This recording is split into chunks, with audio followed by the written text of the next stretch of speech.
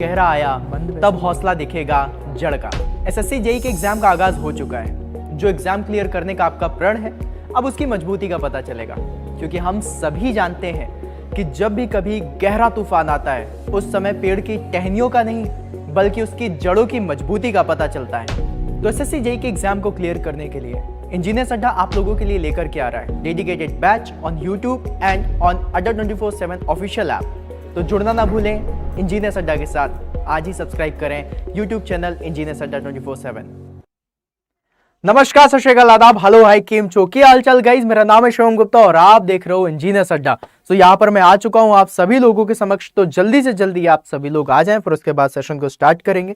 जो भी स्टूडेंट्स अभी सबसे पहली बार सेशन को देख रहे हैं, सबसे पहले गाइज आप लोगों को चैनल को सब्सक्राइब कर लेना है, क्योंकि यहाँ पर रोज रात को 8 बजे मैकेनिकल इंजीनियर की ताबड़तोड़ क्लासेस चलती हैं, जहाँ पर आप लोगों को एई और जेईई की तैयारी कराई जाती है बहुत ही शानदार तरीके से। और अगर अभी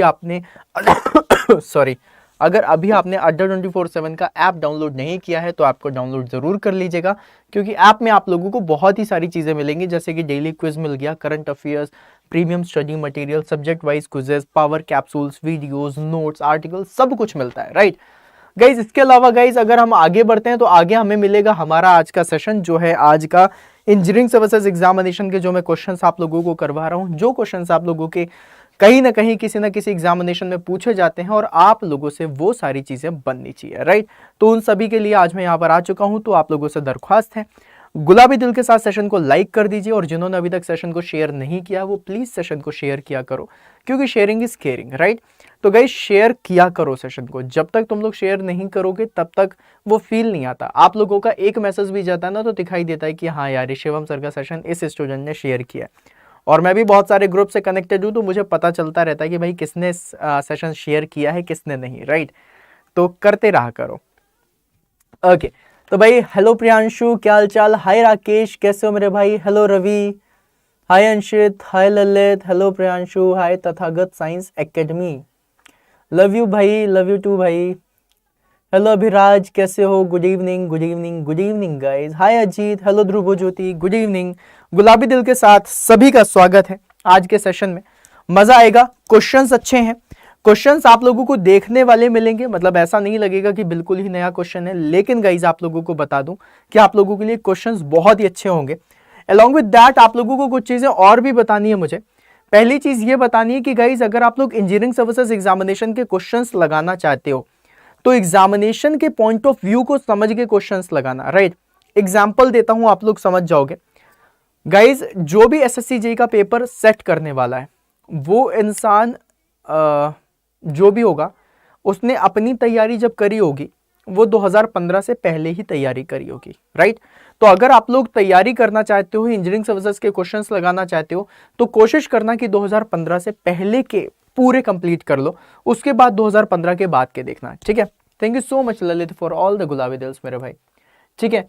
तो आप लोगों ने ये सारी चीजें देख लेनी है। हाय नवनीत, क्या हाल चाल, सब बढ़िया,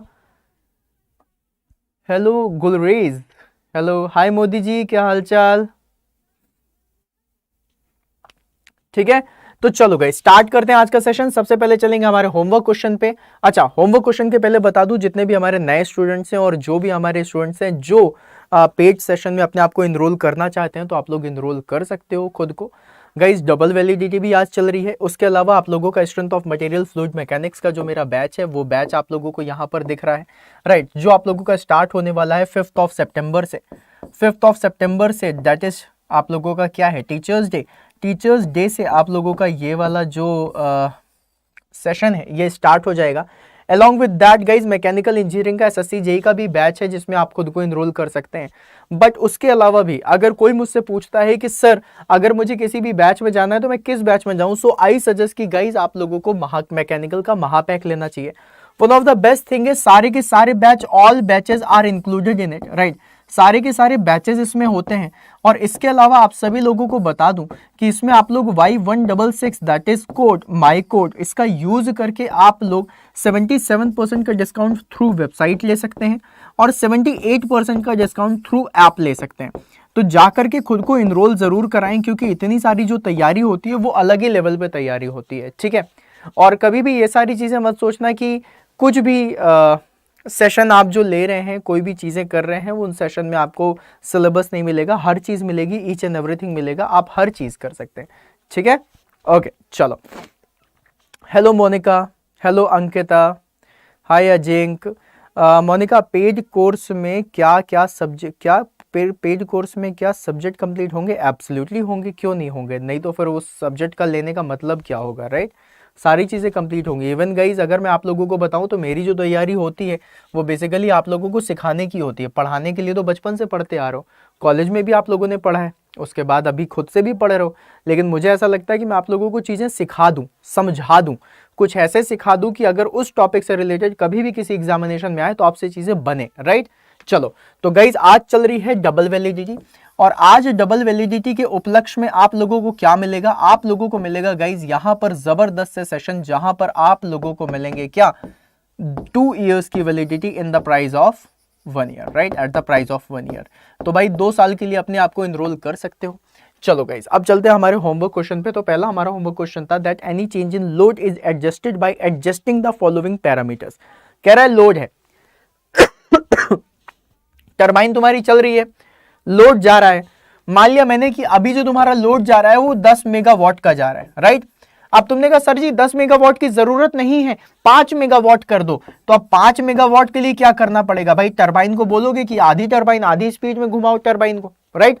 तो अगर टरबाइन की स्पीड को कम करना है तो हमें क्या कम करना पड़ेगा? फ्लो को चेंज करना पड़ेगा। तो फ्लो के हिसाब से होगा, ज्यादा दरवाजे खुले हुए थे तो ज्यादा तेज जा रही थी, अब कम दरवाजे खुले तो कम तेज जाएगी, राइट? तो इसका आंसर क्या हो जाएगा? Option number D. Next question is saying that Kaplan turbine is, guys Kaplan turbine एक ऐसी टरबाइन है जिसमें एडजस्टेबल ब्लेड्स मिलती हैं, राइट? ये वाला क्वेश्चन बहुत बार पूछा गया है, इंजीनियरिंग सर्विसेज से बेसिकली ओरिएंटेड ये वाला क्वेश्चन है, उसके बाद ये बाकी एग्जामिनेशन में आया था। तो ये वही वाला क्वेश्चन है, और इसका करेक्ट आंसर देने में सबसे पहले हमें आंसर मिला जिग्नेश से, देन उसके बाद आंसर मिला अभिराज से, then Sonakshi, then Kaustav, then Lokesh, Anshit, then Premanand, Sanjeet, then Mandeep, then Munir, Saurabh, Balaji, Vikas, Modi ji, Dhyaneshwari, then उसके बाद Mitan, then Gaurav, Abhishek, Abhiranjan, then Shailesh, Manoj, Yash, then Batendra, और फिर उसके बाद है Mac Adda, Sunny, Shubham, then Saurabh, then Kreatech mechanical. ये हैं गाइज आज के हमारे सुपर सूरमास। तो बहुत बहुत बधाइयाँ गाइज। तो चलो गाइज इसी मोटिवेशन के साथ आज का सेशन स्टार्ट करते हैं, और आज का पहला क्वेश्चन आप लोगों की स्क्रीन पर ये रहा। कह रहा है स्टीरियोलिथोग्राफी इज एसोसिएटेड विथ, एक टर्म है स्टीरियोलिथोग्राफी का, बहुत बार आप लोगों ने सुना होगा। स्टीरियोलिथोग्राफी किसके साथ एसोसिएट होती है? हाय ज्योति प्रकाश, क्या हालचाल? हाय सन्नी, हेलो सुजीत, निपुण। ओएनजीसी में सर महापैक में जाना है, आपने पहला बोला था। निपुण मैंने अभी भी बोला है यार, मैंने मैनेजमेंट से इसके बारे में बात भी करी है, लेकिन मुझे अभी उसका कोई सॉल्यूशन मिला नहीं है, राइट?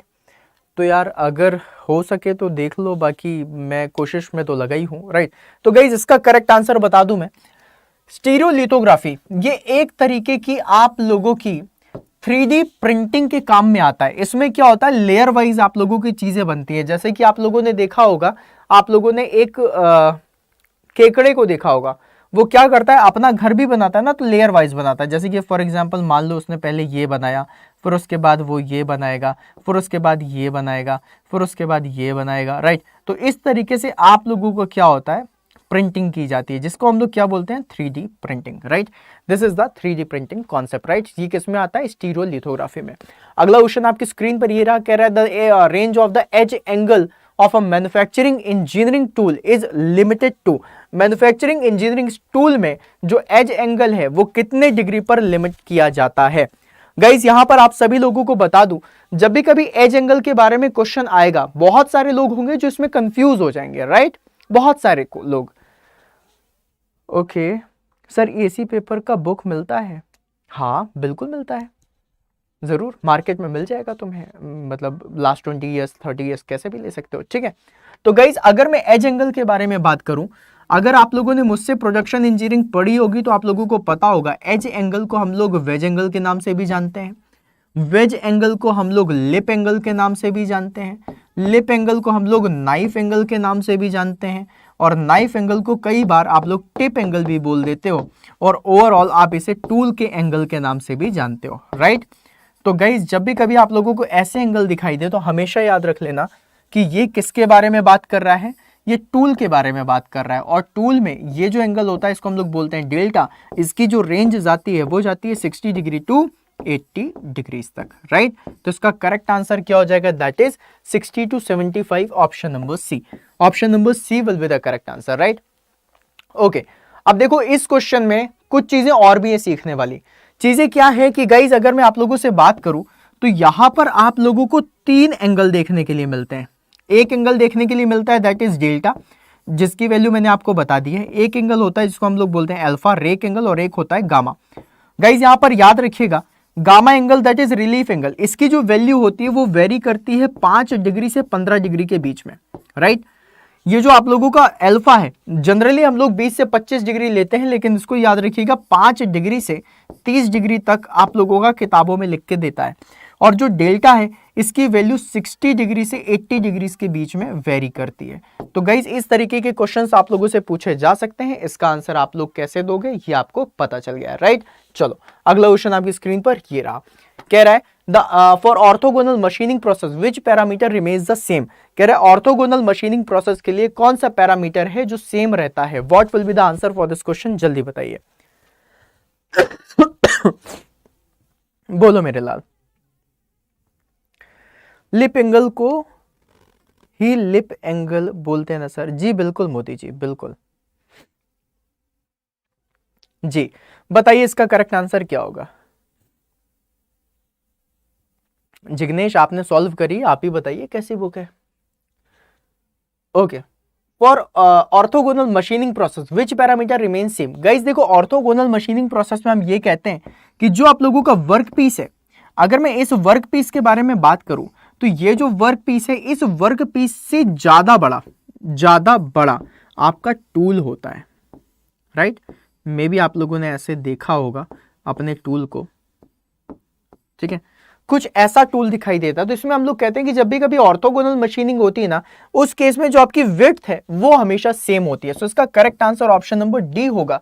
डी पर ताला लगाइएगा। ऑप्शन नंबर सी बताने वाले, लेंथ बताने वाले जितने भी मेरे सुरमाज हैं, आप सभी लोगों को बता दूं, ऑप्शन नंबर सी इज घनघोर गलत। मेरे लाल ये घनघोर गलत आंसर है। अच्छा मैं देख रहा हूं अभी जितने भी लोग मेरे दोस्त, मेरे साथी, मेरे यार सेशन को देख रहे हैं, अभी तक आपने सेशन को शेयर भी नहीं करा है और आपने लाइक भी नहीं करा है। यार लाइक करने में भी क्या तकलीफ है, राइट। लाइक कर दिया करो यार। नोज एंगल को भी लिप एंगल बोलते हैं, हाँ एब्सोल्युटली। भाई नोज एंगल क्या है तुम्हारा, नोज एंगल कुछ भी नहीं होता। अगर कहीं पे नोज एंगल लिखा हुआ है तो ये गलत है Modi ji, right. Knows angle नहीं होता है। ऑल्दो गाइस बात करें तो जो आप लोग ये इस तरीके से देखते हो ना, this is your lip angle, tip angle, right. लेकिन आप लोगों को पता है शार्प एंगल होने की वजह से टूल टूटने का डर रहता है, इसलिए हम क्या करते हैं, हम इस टूल में एक रेडियस दे देते हैं जिसको हम लोग किस नाम से जानते हैं, नोज रेडियस के नाम से जानते हैं। तो अगर देखा जाए तो ये जो नोज रेडियस है ये इसी एंगल पे बनती है, तो आप लोग इसको नोज एंगल बोल सकते हो, बट नोज एंगल जैसा कोई टर्म नहीं होता है, राइट। समझ गए, फील कर पा रहे हो, ठीक है। चलो मितन 2 बार नहीं 1 ही बार करना था, अरे यार। चलो अगला क्वेश्चन देखो, कह रहा विच of the following angle is responsible for the surface finish off the finished surface. इसका करेक्ट आंसर कौन देगा, लेट्स सी। आप लोगों में से कितने सारे लोग हैं जो इसका करेक्ट आंसर दे सकते हैं। सर आपका सॉम एफएम का कोर्स है, उसमें आप क्या है, उसमें आप स्टार्टिंग से पढ़ाओगे या ओनली इंपॉर्टेंट टॉपिक। विवेक जो मेरा सॉम और एफएम का कोर्स है उसमें मैं बिल्कुल 0 से स्टार्ट करने वाला हूँ। इवन अगर देखा जाए तो नॉर्मली सॉम और एफएम के लिए 30-30 घंटे, 40-40 घंटे अलॉट करते हैं पूरे बैचेस में। जो फुल बैच होता है ना गाइस, उसमें 30 घंटे 40 घंटे सॉम एफएम को दिए जाते हैं, मतलब सॉम को 30 घंटे 40 घंटे एफएम को, राइट। तो 70-72 घंटे में कंप्लीट हो जाता है। लेकिन जो मैंने सॉम और एफएम का बैच बनाया है उसमें मैं 110 घंटे से ज्यादा दे रहा हूँ, राइट। तो अब समझ जाओ मैं किस लेवल पे तैयारी कराने वाला हूँ आप लोगों को। ओके तो गाइज इसका आंसर ऑप्शन नंबर ए और ऑप्शन नंबर सी दिया जा रहा है। ओके तो ऑप्शन नंबर सी पर सबसे पहले ताला लगा लेते हैं, और ऑप्शन नंबर सी पर ताला लगाने के बाद इसको इस तरीके से काट देना, और काटने के बाद लिख देना घनघोर गलत है। क्या लिख दोगे मेरे लाल, घनघोर गलत है। अब तो ए वालों को तो समझ आ ही गया होगा कि आंसर क्या होने वाला है, राइट। ये क्या है भाई, ऑप्शन नंबर सी घनघोर गलत है, राइट। ऑप्शन नंबर सी पर ताला लगा लीजिएगा और लिख दीजिएगा घनघोर गलत है, ठीक है। अब उसके बाद ऑप्शन नंबर ए जिन्होंने दिया था, ऑप्शन नंबर ए वालों को बता दूं कि मेरे लाल ऑप्शन नंबर ए पे इस तरीके से ताला लगाना और आगे लिख लेना भयंकर घनघोर गलत है। क्या लिख लोगे, भयंकर घनघोर गलत है।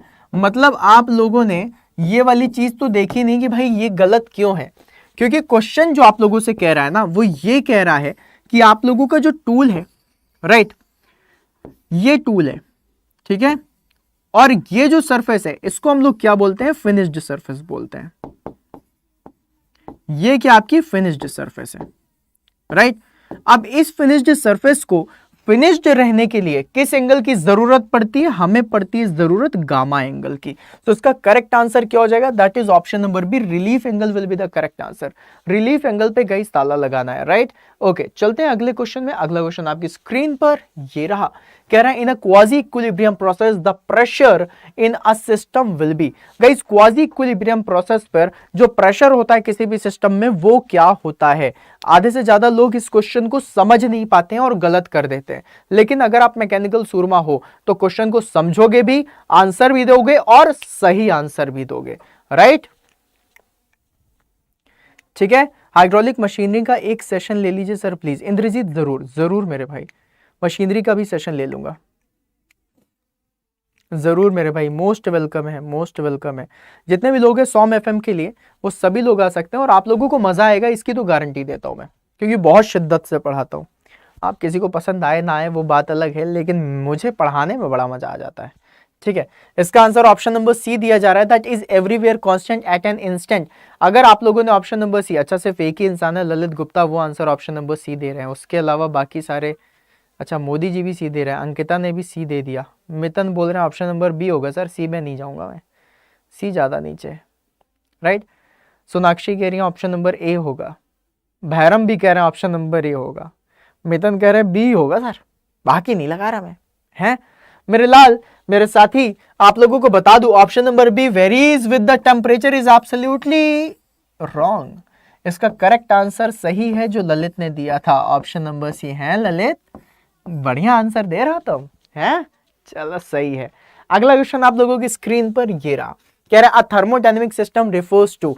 गाइस थर्मोडायनेमिक सिस्टम, बहुत ही सिंपल से क्वेश्चन लेके आया हूं मैं बहुत टफ क्वेश्चन नहीं लेके आया, लेकिन मेरे लाल मजा आएगा तुम लोगों को क्वेश्चन को करने में, राइट।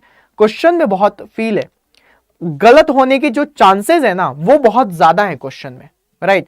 आप लोग देखोगे आपको लगेगा यार ये भी सही हो सकता है, ये भी सही हो सकता है, ये भी सही हो सकता है। यही खास बात है इंजीनियरिंग सर्विसेज एग्जामिनेशन की गाइस, कि उसमें जितने भी ऑप्शंस होते हैं सारे लगते हैं कि सारे सही होंगे और सारे में समझ आता है कि सारे सही नहीं है, राइट, कोई एक ही सही है।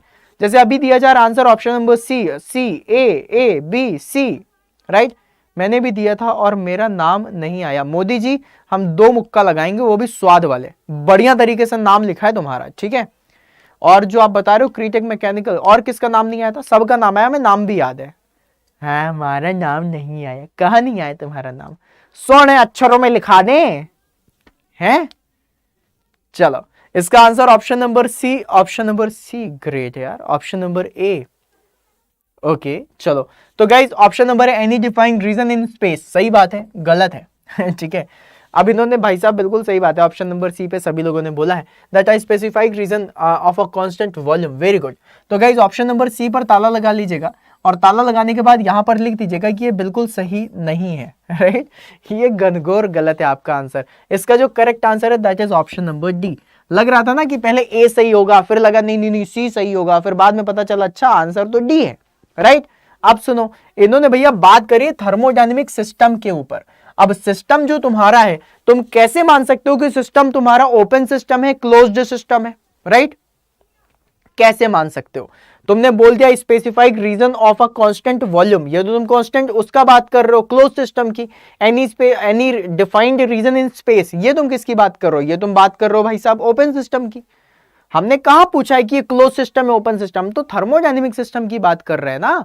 और थर्मोडायनेमिक सिस्टम क्या है, any prescribed and identifiable quantity of matter, right, कोई भी ऐसी prescribed quantity of matter. Thermodynamic system क्या है, तुम जिसकी स्टडी करना चाहते हो वो सिस्टम बन सकता है। सर मैं आपके चश्मे की स्टडी करना चाहता हूं, क्या वो सिस्टम बन सकता है, हाँ बन गया, ये लो कर लो स्टडी, सिस्टम है, राइट। बोले सर देखो ये धूल का एक पार्टिकल उड़ रहा है, मैं इसके बारे में स्टडी करना चाहता हूं, क्या ये सिस्टम है, हाँ है, बिल्कुल है।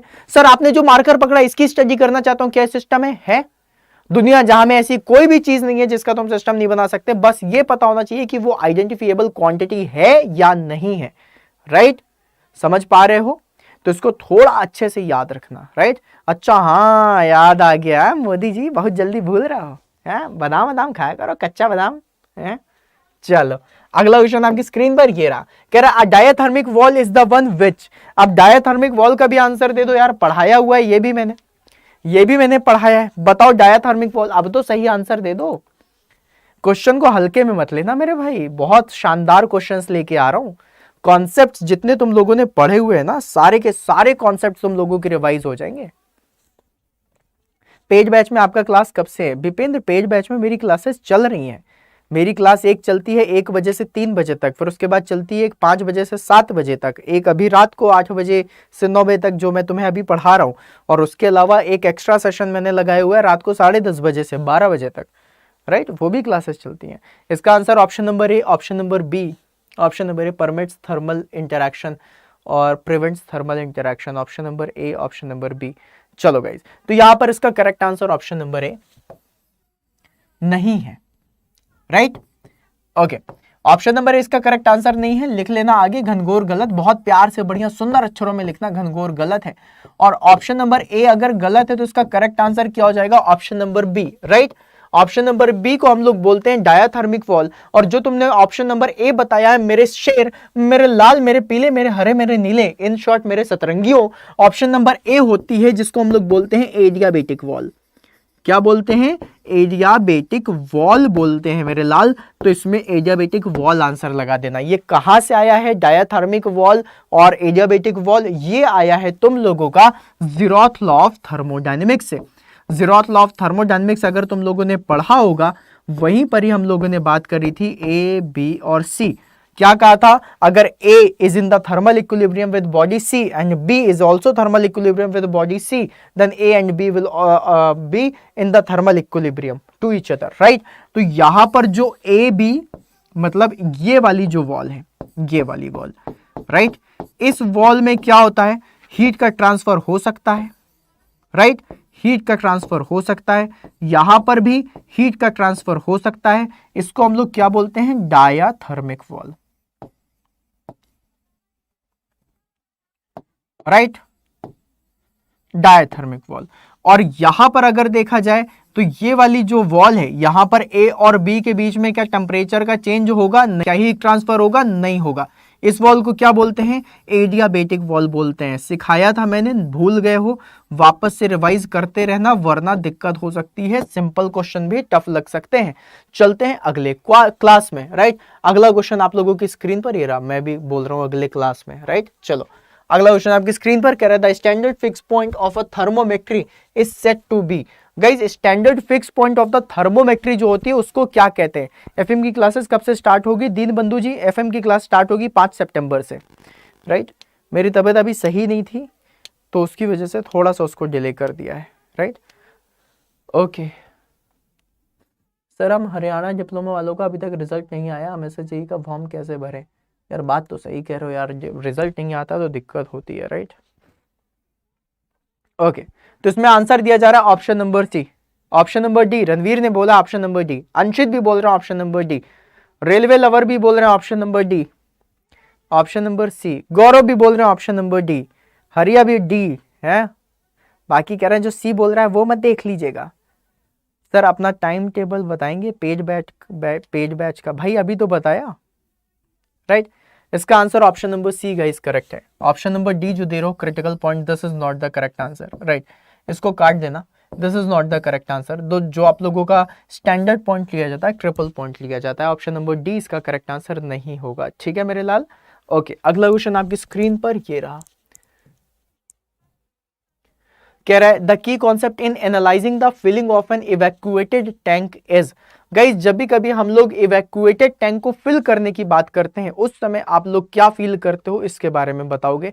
जल्दी से जल्दी बताओ, what will be the answer. और सेशन को लाइक वाइक करते रहा करो, है? दर्द होता है क्या पेट में? कि नहीं नहीं नहीं लाइक नहीं करेंगे, या कहीं पेट में दर्द ना होने लग जाए, है? अरे किडनी दर्द होने लग गई, लाइक कर दिए थे सेशन, है? मतलब डॉक्टर के पास गए, क्या हो गया? सर जी किडनी दर्द हो रही, क्यों? शिवम सर का सेशन लाइक कर दिए थे इसलिए। हद करते हो पांडे जी। देख रहे हो विनोद कैसे सेशन को लाइक नहीं किया जा रहा है? Option number A, option number B. Okay, mass flow rate in a tank is constant, enthalpy across the wall remains constant. भैया जो मास फ्लो रेट बता रहे हो वो तो बहुत ही गलत बात है, राइट? वो तो बहुत गलत बात है। तो ऑप्शन नंबर ए तो एब्सोल्युटली करेक्ट नहीं है। इसका correct answer option number B है। गाइस देखो, इवैक्यूएटेड टैंक को फिलिंग करना है तो मतलब तुम क्या कर रहे हो, तुम फ्री एक्सपेंशन वाली प्रोसेस कर रहे हो, राइट? यहां पर क्या है, एक टैंक ले लो और एक दूसरा टैंक ले लो, इसके बीच में होल कर दो। अब क्या है, ये क्या है तुम्हारा, इवैक्यूएटेड है, खाली है, खाली है भाई साहब, राइट? ओके, और ये क्या है, फिल्ड गैस का है, पूरा भरा हुआ है। तो क्या होगा, यहां पे गैस इस तरीके से आएगी। जब गैस इस तरीके से आती है उस समय जो चेंज इन वर्क डन होता है उसकी वैल्यू क्या होती है, बहुत ज्यादा, जीरो। जो आप लोगों का चेंज इन हीट ट्रांसफर होता है उसकी वैल्यू क्या होती है, बहुत ज्यादा, जीरो। फिर उसकी वजह से जो चेंज इन इंटरनल होती है उसकी वैल्यू क्या होती है, बहुत ज्यादा, जीरो। यहां पर अगर देखा जाए तो क्या कांस्टेंट होता है, आप लोग बोल सकते हो एंथैल्पी कांस्टेंट होती है, मतलब H बराबर C मिलता है। ठीक है, क्लियर है?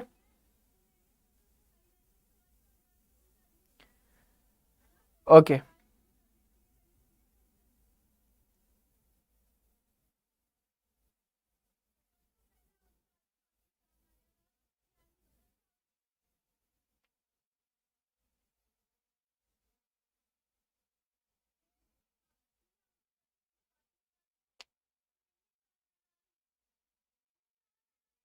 गाइज एक बात है जो मैं कहना चाहता हूं, राइट?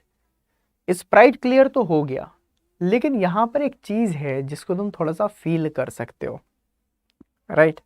इस क्वेश्चन में अभी मैं थोड़ा सा एनालिसिस कर रहा था। हाय अश्विनी, इस क्वेश्चन को एनालिसिस करने के बाद एक चीज है जो बहुत अच्छे से मुझे समझ में आई है। गाइज देखो, enthalpy across the wall remains constant, right? ये वाली बात इन्होंने बिल्कुल सही बोल दी, ठीक है? नहीं नहीं, हम आपसे बात नहीं कर रहे हैं, आप बंद हो जाओ। हाँ भाई, ये वाली बात तो इन्होंने सही बोल दी कि enthalpy across the wall remains constant. इसको पढ़ो, क्या कह रहा है, internal energy in the tank remains constant, right? अगर इंटरनल एनर्जी के बारे में बात करेंगे तो internal energy in the tank remains constant, मतलब U कांस्टेंट है।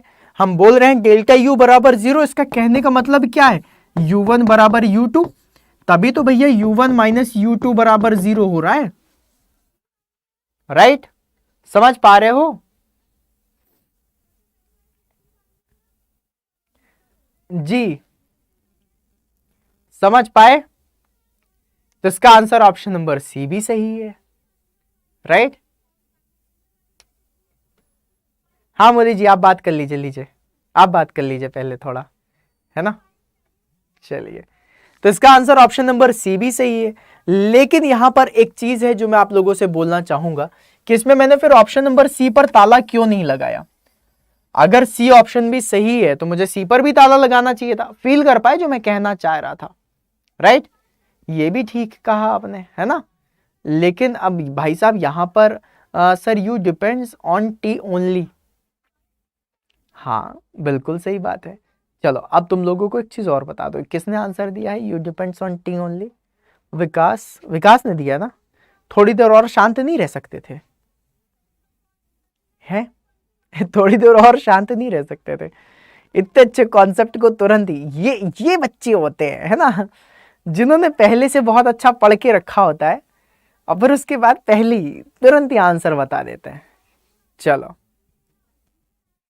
ओके, क्रीटेक मैकेनिकल कह रहे हैं तो फिर सर इसका आंसर इंटरनल एनर्जी पे ये भी हो जाना चाहिए था। ओके गाइज, आप लोगों को पता है कि temperature in the tank remains constant, ये हो नहीं सकता क्योंकि क्योंकि जो टेम्परेचर है आप लोगों का वो तो डिक्रीज होता है, राइट, बीच में। तो इनिशियल फाइनल कर सकते हो, लेकिन यहां पर आप लोग देखोगे कि टेम्परेचर कांस्टेंट नहीं है, इसलिए तुम इंटरनल एनर्जी को नहीं कह सकते, क्योंकि जो तुम्हारी इंटरनल एनर्जी है delta U, it is the function of temperature only, right? तो अब यहां पर देखा जाए तो ये फंक्शन है टेम्परेचर का, इसलिए हम ऐसा नहीं बोल सकते, लेकिन कुछ हद तक ये ऑप्शन नंबर सी इसका सही है, कुछ हद तक, राइट। चलो अगला क्वेश्चन आपकी स्क्रीन पर ये रहा, बहुत बढ़िया क्वेश्चन है। इंजीनियरिंग सर्विसेज क्वेश्चन ऐसे देता है जिसमें आधे आधे घंटे डिस्कशन कर सकते हो गाइस। चलो अगला क्वेश्चन देखो, कह रहा है which of the system is in equilibrium. अच्छा, when the system is in the equilibrium any convincible change in the entropy would be. ओहो ओहो हो, बहुत बढ़िया। कह रहा है अगर system is in the equilibrium तो convincible change in the entropy would be, right guys. अब इस चीज को याद रखना कि अगर कोई भी सिस्टम इक्विलिब्रियम पर है, किसमें है, इक्विलिब्रियम, राइट। अगर कोई भी सिस्टम इक्विलिब्रियम पर है, इस केस में जो तुम्हारी एंट्रोपी होती है वो कांस्टेंट होती है।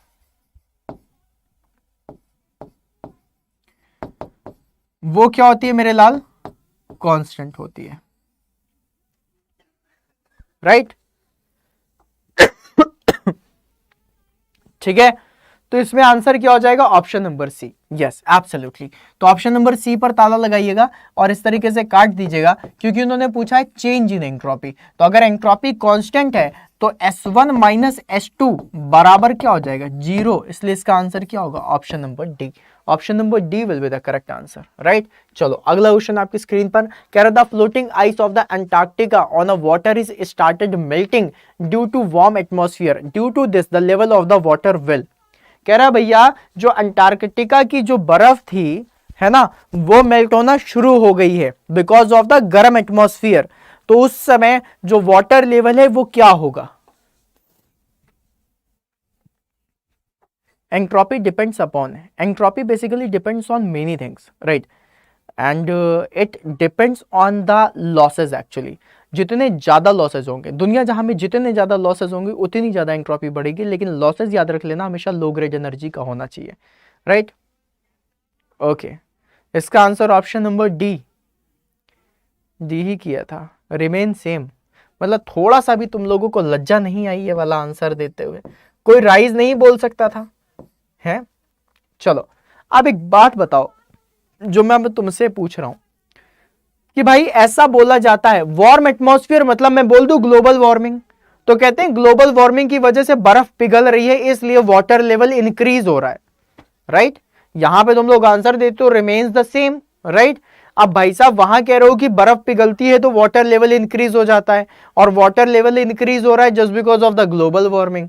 तो यही तो लिखा हुआ है, ice is melting due to warm atmosphere, due to this level of water will be what, right. Hi Manoj Kumar ji, क्या हालचाल, बताओ जरा। है तो राइज नहीं होगा, फील कर पाए क्वेश्चन को, बहुत बढ़िया क्वेश्चन है। आप लोगों ने एक टर्म सुना होगा ना कि भाई जो आइस है, ice is getting melted and because of that the water level is getting rise, right. बर्फ पिघल रही है, क्यों बर्फ पिघलती है, बर्फ पिघलती है आप लोगों की ग्लोबल वार्मिंग की वजह से। तो इसका आंसर ऑप्शन नंबर ए होना चाहिए था फिर, राइट। पूरा डिप्लोमा में डायाथर्मिक वॉल नहीं पढ़ा, हाय राम सुजीत, कोई बात नहीं, अब तुम मैकेनिकल सूरमा हो, अब तुम बहुत कुछ पढ़ोगे, है ना। तो इसका answer first rise then fall, क्या है यार फर्स्ट राइज, ओके, है ना। फिर भी हम लोगों ने इसका आंसर क्या दिया, डेंसिटी ऑफ आइस बराबर density of water, so fall. नहीं विकास, यहां पे गलत हो गया आंसर, यहां पर गलत हो गया, राइट। ओके गाइज, यहां पर इसका correct answer option number D remain same है, राइट। लेकिन इसका आंसर राइज कब होता है ये बता देता हूं। देखो अंटार्कटिका के पहाड़ों से अगर बर्फ का मेल्ट होना शुरू हो गया, राइट, मेल्टिंग शुरू हुई, तो ब्रह्मा जी भी आ जाएंगे ना नीचे, उसके बाद भी वाटर लेवल को राइज होने से नहीं बचा पाएंगे, ठीक है। वाटर लेवल राइज होगा अगर अंटार्कटिका का बर्फ पिघलने लग जाएगा। इस क्वेश्चन में ये वाला कैच था कि ये जो बर्फ है ये पानी में पहले से तैर रही है, राइट। तो उन्होंने अपने हिसाब से अपना वाटर तो पहले ही डिस्प्लेस करके रखा हुआ है, समझ पा रहे हो जो मैं कहना चाह रहा हूं, राइट। वाटर तो पहले से ही था, है ना। तो अब इसके बाद क्या होगा भाई, पहले से इसमें अपना डिस्प्लेस करके रखा हुआ है तो अब क्या होगा, नहीं हो सकता, राइट। इसका एक सिंपल सा बचपन में आप लोगों ने गेम खेला होगा, उसमें भी क्वेश्चन होता था, कहा जाता था कि भाई एक ब्रिज है, राइट, ये ब्रिज है, इस ब्रिज के ऊपर तुम्हारा एक गाय है, राइट, यहां पर एक गाय है, 2 3 4,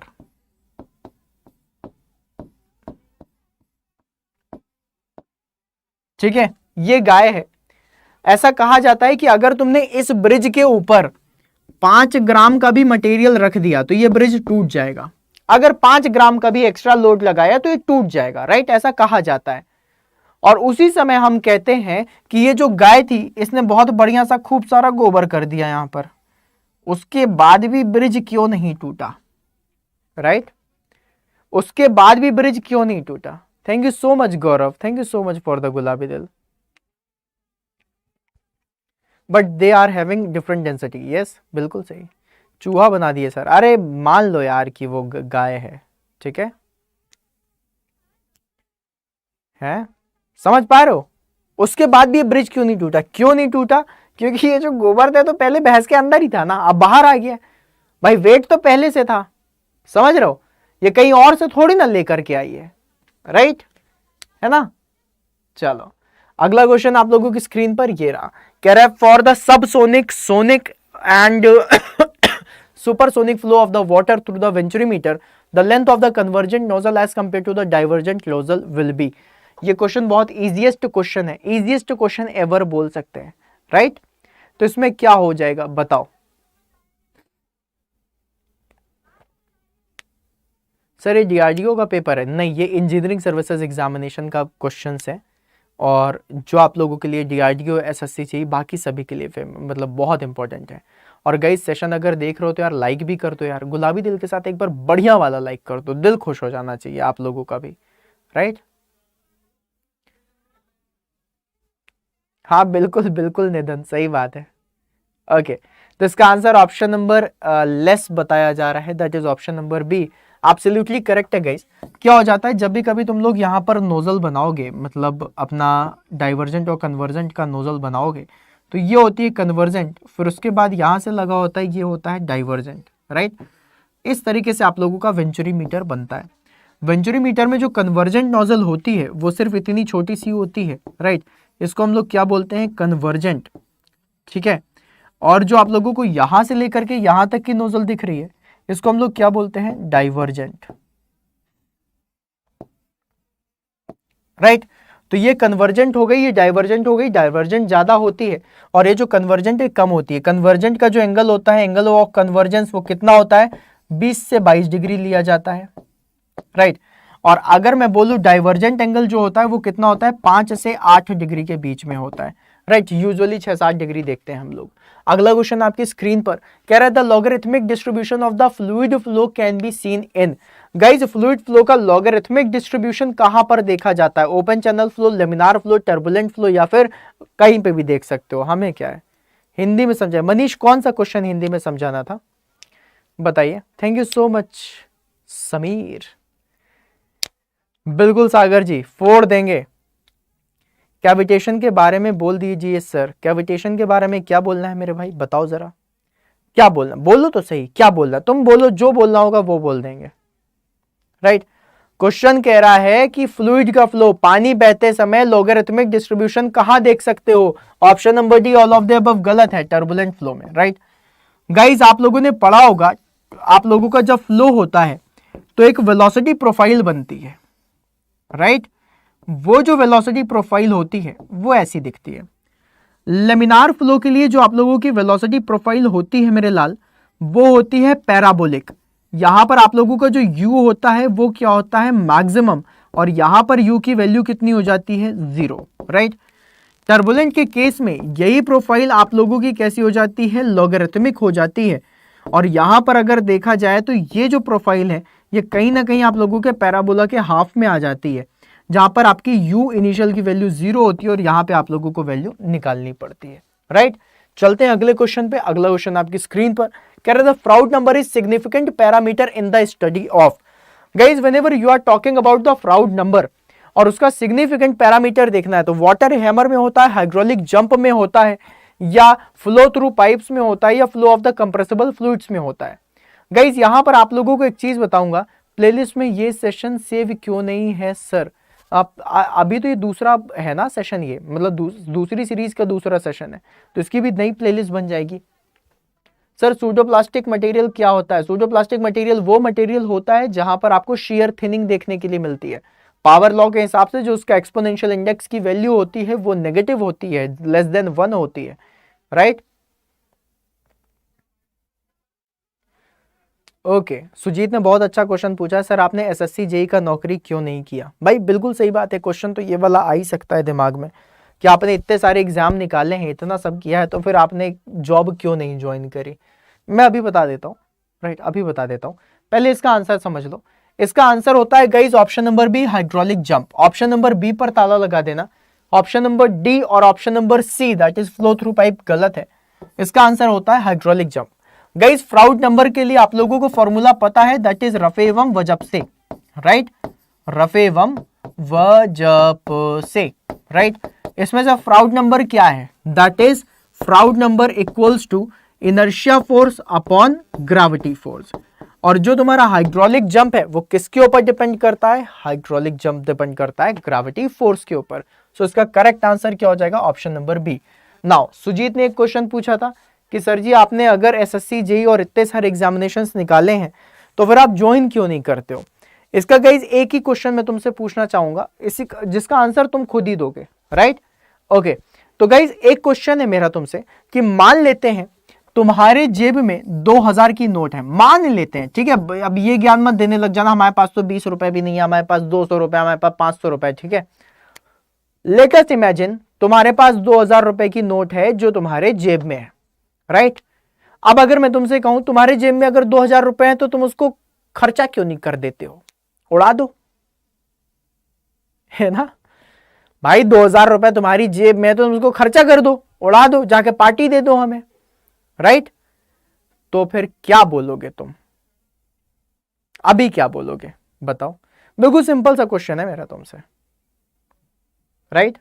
क्या अगर तुम्हारे पास 2000 की नोट तुम्हारे जेब में है तो जाके खर्चा कर दो, उड़ा दो, क्या बोलोगे तुम? इस चीज को सोचना और फिर बताना, right?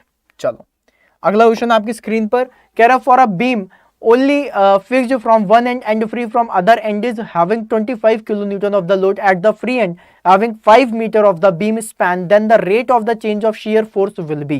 What will be the answer for this question? आपके पास एक विकास जरूर दे सकता हूं मेरे भाई। विकास आपका शायद मेरे पास टेलीग्राम पे भी मैसेज आया था ना, मैं भेज दूंगा, आप चिंता मत करो, ठीक है? सर फोन पे कर दो। अरे मैं तुमको बोल रहा हूं, मान लो अगर तुम्हारे पास होता तो। सही है सर नहीं ज्वाइन की, हाँ और क्या?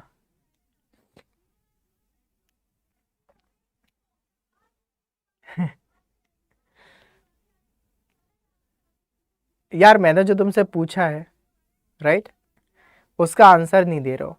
मान लो अगर तुम्हारे पास 2000 की नोट है, नॉलेज खत्म नहीं करना चाहते हो? अच्छा यार एक सिंपल सा क्वेश्चन मैंने पूछा, तुम इसका आंसर क्यों नहीं दे रहे हो? कि मान लो अगर तुम्हारे जेब में 2000 की नोट है तो, और मैं तुमसे कह रहा हूं कि उसको खर्चा कर दो, उसे उड़ा दो, राइट? तो तुम क्या बोलोगे मुझे?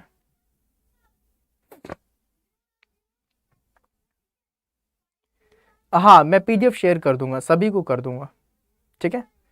एक पीडीएफ बना रहा हूं मैं तुम लोगों के लिए, बहुत शानदार पीडीएफ बना रहा हूं, उसमें बहुत कुछ ऐड करा है मैंने। ओके इसका आंसर बताया जा रहा है option number D. Option number D बोला है अंकिता ने, WL/4 से निकालेंगे, ऑप्शन नंबर डी आएगा। रेलवे लेवल कह रहे हैं 50 आएगा, ऑप्शन नंबर ए, राइट? अरे फिर गौरव नहीं है सर। मान लो कि अगर तुम्हारे पास 2000 की नोट है और अगर तुम उसे खर्चा करना चाहते हो तो क्या कहोगे तुम? सर कुछ काम आने पर कर लेंगे, हाँ बिल्कुल सही बात है सर। गुजराती में समझाइए एक बार यार, निपुण क्या यार, क्या लगा के रखा है सर? मैं रखे रहूंगा, है ना? I want expand my money in the right way. Exactly तुम्हारे पास सब चीज का आंसर आ गया, राइट? अब अगर यही चीज मैं मतलब तुम लोग मुझसे पूछो कि सर आपने अगर इतने सारे एग्जाम निकाल लिए हैं तो ज्वाइन क्यों नहीं कर लेते, तो फिर मैं उसमें क्या बोलूंगा कि भाई मेरी मर्जी, मेरा जब मन करेगा मैं ज्वाइन कर लूंगा, है ना। तुम्हारे पास 2000 की नोट है, तुम्हारा जब मन करे तब तुम खर्चे करना, तो भाई जो मेरे पास है मैं जब मन करेगा तब करूंगा, राइट। सही है ना। ओके तो गाइज इसमें आप सभी लोगों को बता दो इसका आंसर 5 किलो न्यूटन बिल्कुल भी नहीं है। ठीक है। ओके गाइज अब देखो इन्होंने बोला है कि एक कैंटिलीवर बीम है जिसके एंड में लग रहा है, एंड में ही लगा है ना, at the free and 25 kilo Newton का, राइट 25 किलो न्यूटन का 5 मीटर की रॉड है, राइट। तो यहां पर rate of change of shear force क्या होगा guys, rate of change of bending moment क्या होता है, shear force, rate of change of shear force क्या होता है लोड, तो भाई इसका लोड ही पूछा जा रहा है, तो लोड कितना है 25 ही तो होगा, और क्या होगा। Rate of change of shear force is nothing but it is the load only, right. So इसका आंसर क्या हो जाएगा, ऑप्शन नंबर बी। ओके चलो अगला क्वेश्चन कह रहा है in a vapour compression refrigeration system which process does not exist, कह रहा है vapour pressure refrigeration, vapour compression refrigeration system में कौन सी प्रोसेस है जो एग्जिस्ट नहीं करती है। निपुण क्या करोगे गुजराती में समझ के,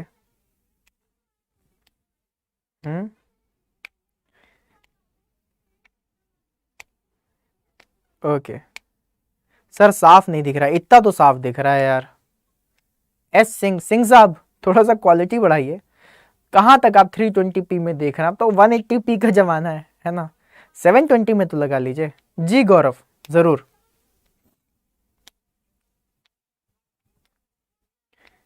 okay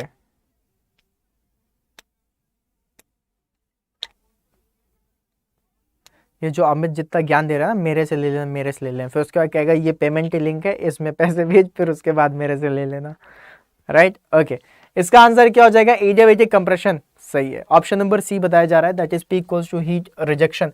very good guys, option number C पर ताला लगा लीजिएगा, ताला लगा के ऐसे काट दीजिएगा, और जिन्होंने ऑप्शन नंबर ए बताया ऑप्शन नंबर ए पर भी ताला लगाइएगा और ऐसे काट दीजिएगा, और उसके बाद दोनों में लिख लीजिएगा घनघोर गलत, और उसके बाद जा करके खुद को 2 मुक्के लगाइएगा कि शिवम सर ने इतनी सारी चीजें पढ़ाई हैं लेकिन रिवाइज नहीं करना है, तभी गलत हो जाता है।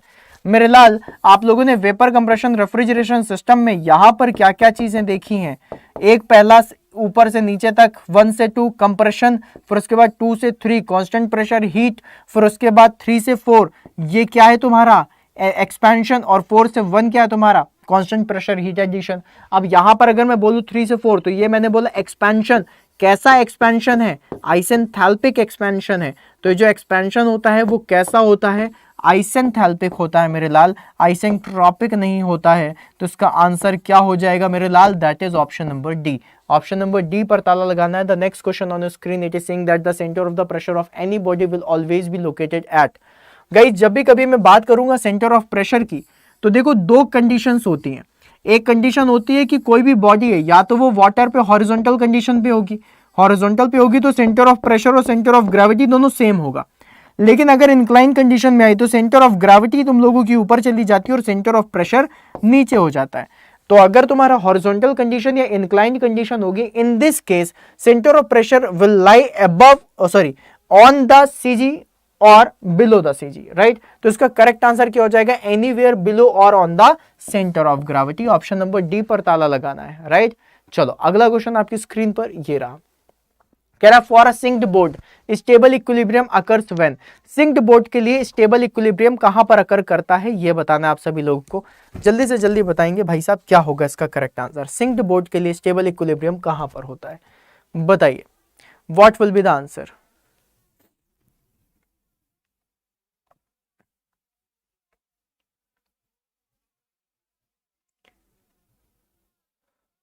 देव thank you so much brother. और हाँ बात बिल्कुल सही है, अगर मैं जॉब ज्वाइन कर लेता तो शायद मेरे ऑफिस के जो 2 4 5 लोग होते या चलो 50 लोग होते वही जान रहे होते, आज मुझे सभी लोग जान रहे हैं, राइट।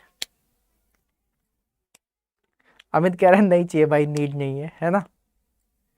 ओके तो गाइज आप सभी लोगों को आप लोगों को मैं बता देता हूँ, एक खुशखबरी है आप लोगों के बीच में, जो मिस्टर अमित कुमार हैं इनकी शादी फिक्स हो गई है।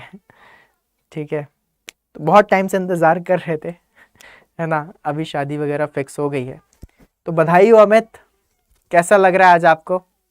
Right, thank you Munir, thank you. Okay, तो गाइस चलो इसका करेक्ट आंसर क्या हो जाएगा? इसमें बहुत सारे आंसर दिए जा रहे हैं, डी दिया जा रहा है, सी दिया जा रहा है, ए दिया जा रहा है। ओके, तो इसमें ए जो आंसर है काट देना, डी आंसर काट देना। सिंक्ड बोट देख करके यहां पर सीधा मेटा सेंटर ढूंढ रहे हो ना। ओके, यहां पर ऑप्शन नंबर बी भी नहीं सही है, इसका आंसर क्या हो जाएगा? Option number C, sinked boat मतलब डूबी हुई बोट, राइट। और डूबी हुई बोट के बारे में अगर मैं बात करूंगा तो वो क्या हो जाएगा?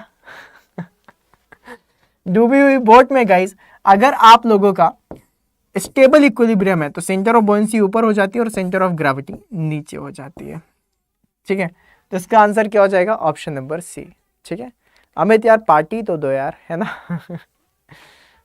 रिसेप्शन में तो बुलाए नहीं तुम हमें।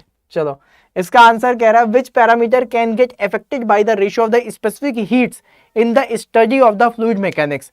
ये question one of the toughest question में से एक हो जाता है। अगर किसी ने इस क्वेश्चन को पहले किया होगा कभी तो बन जाएगा, लेकिन अगर नहीं किया है तो फिर कभी नहीं बनेगा, राइट। चलो, सबको इनविटेशन मिलेगा, ग्रुप ज्वाइन हो जाओ सर। ग्रुप कौन सा ग्रुप है मैं तो वो भी बता दो। बताइए गाइस, इसका करेक्ट आंसर क्या होगा? जल्दी से बताओ। What will be the answer for this question? Okay, चलो मैं आप लोगों को बता देता हूं। देखो, रेशियो ऑफ स्पेसिफिक हीट के बारे में अगर मैं बात करूं तो एक ही रेशियो हमें पता है, सीपी अपॉन सीवी। और सीपी अपॉन सीवी की वैल्यू क्या होती है? गामा। और गामा के साथ सिर्फ दो चीजें कनेक्ट हो सकती हैं, कैपिलरिटी तो कनेक्ट होगी नहीं, सरफेस टेंशन होगा नहीं, न्यूटन्स लॉ होगा नहीं, बल्क मॉडुलस। गाइस, ये जो बल्क मॉडुलस होता है जिसको हम लोग बोलते हैं के, ये दो तरीके का होता है। एक होता है आइसोथर्मल बल्क मॉडुलस, राइट। एक क्या होता है? Isothermal bulk modulus. आज अमित को रात भर मैसेज आएंगे, जो भी ये सेशन बाद में भी देखेगा ना, अमित को पर्सनली टेलीग्राम पे मैसेज करेगा। Thank you so much, congratulation Amit, right. और एक होगा adiabatic, right, adiabatic bulk modulus. तो गाइज, ये जो एडियाबेटिक बल्क मॉडुलस है ना, इसी में ही आप लोग क्या करते हो? Modulus, right. ये होता है गामा टाइम्स ऑफ के, राइट, ठीक है। चलो, अगला क्वेश्चन आपकी स्क्रीन पर ये रहा। अगला क्वेश्चन, अच्छा, अगले क्वेश्चन के पहले तो गाइज आप लोगों को पता ही है कि इतने सारे बैचेस चल रहे हैं आप लोगों के, और बहुत सारे लोग सीरियस भी होते हैं, बहुत सारे लोग तैयारी भी बहुत अच्छे से करते हैं। मतलब मुझे ऐसा लगता है कि मैकेनिकल सूरमा जितने भी हैं जो मेरे सेशन में आते हैं वो बहुत सीरियस स्टूडेंट्स हैं, क्योंकि अगर सीरियस नहीं होते तो शायद यहाँ पर नहीं होते। और गाइज, अगर आप लोग सीरियस हैं तो आपकी तैयारी को और भी बेहतर, और भी अच्छा और भी ज़बरदस्त करने के लिए आप लोगों के पास ये बैचेस होते हैं जिनमें आप खुद को इनरोल करा सकते हैं। गाइज, सबसे बेस्ट बैच जो इस समय चल रहा है वो है डबल वैलिडिटी वाला महापैक, राइट। क्योंकि इसमें आप लोगों को मिलेगा सबसे ज्यादा डिस्काउंट। और डिस्काउंट क्यों मिल रहा है? क्योंकि भाई इसके अंदर हर बैच आ जाते हैं। कोई भी एक बैच अगर पर्टिकुलर देखते हो आप तो उस बैच की कीमत 2500 पौने 3000 रुपए होती है। लेकिन मैकेनिकल महापैक ही एक ऐसी चीज है जो बहुत ही सस्ती है। मुझे समझ नहीं आता क्यों, है ना। मे भी शायद क्या रीजन है क्या नहीं है, इसके अंदर सब दे देते हैं और ये मात्र 3600 रुपीज में मिल जाता है, राइट। एक एक बैच तुम्हारा 2600-2700 का होता है। भाई 2700 रुपए लगाने, 3600 लगा देना इसमें, राइट, डबल वैलिडिटी में। अच्छा, ये मिलता है तुम्हें कब? 3600 का, जब तुम कोड लगाते हो Y166 का, राइट। अब Y166 जैसे ही तुम लगाओगे तो डबल वैलिडिटी मिल जाएगी, मतलब 2 साल तक की वैलिडिटी मिल जाती है। और 2 साल में तो भाई तैयारी हो करके सिलेक्शन भी हो जाता है, राइट। चलो, तो अमित कैसा लग रहा है नई वाली जिंदगी में आकर के? राइट। और अमित आ गया स्वाद, हाँ। आज अमित थैंक्स बोल बोल के थक जाएगा। ओके, तो गाइज आप लोगों को Y166 का यूज करना है, जिसमें आप लोगों को ग्रैंड डिस्काउंट मिलेगा 77% का, राइट। तो चलो गाइज आगे बढ़ते हैं। आगे बढ़ के आप लोगों को मिलेगा आप लोगों का homework question. And homework question is saying that in Kaplan turbine runner, the number of the blade is generally in the order of. इसका आंसर आप लोगों को क्या देना है? इसका आंसर देना है आप लोगों को कमेंट बॉक्स में, राइट। और गाइज सेशन कैसा लग रहा है उसके बारे में भी जरूर बताया करो। गुलाबी दिल के साथ जब भी कभी आंसर दो ABCD तो साथ में एक गुलाबी दिल जरूर छोड़ दिया करो, अपने फीडबैक जरूर दिया करो और सेशन के बारे में जरूर बताया करो कि कैसा लग रहा है, राइट।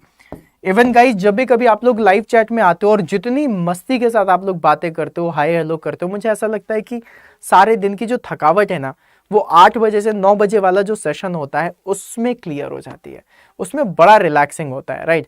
हर कोई हंस रहा होता है, हर कोई मुस्कुरा रहा होता है, मस्ती के साथ सेशन होता है और क्वेश्चंस का लेवल आप देख ही रहे हो कि भाई ऐसा होता है कि ऐसी चुटकियों में क्वेश्चन गलत हो जाते हैं, राइट। तो वो सारी चीजें जो आपको मिलती हैं वो मिलती हैं रोज रात को 8 बजे ओनली ऑन इंजीनियर्स अड्डा।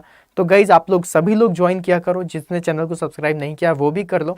और आप लोगों को महापैक का बता दिया है, तो और ज्यादा डेडिकेटेड स्टडी करना चाहते हो तो महापैक में जुड़ जाना मेरे साथ। कोड आप लोगों को पता है, दैट इज Y166। इसका यूज जरूर करें गाइज और खुद को जरूर एनरोल करें, ठीक है।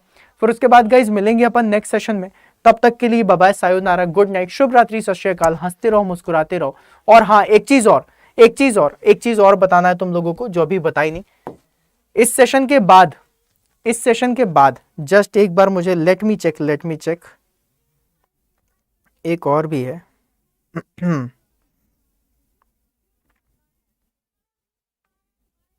हाँ जी, इस सेशन के जस्ट बाद अभी चैनल पे जाना, चैनल पे जाकर के इस सेशन के जस्ट बाद तुम्हें एक और सेशन दिख रहा होगा, तो अभी 15 मिनट के लिए डिस्कशन अभी उस सेशन में भी करते हैं, ठीक है।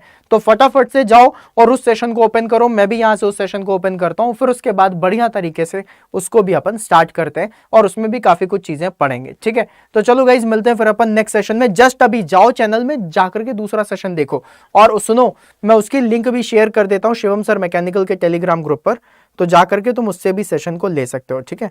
रुको मैं शेयर कर देता हूँ,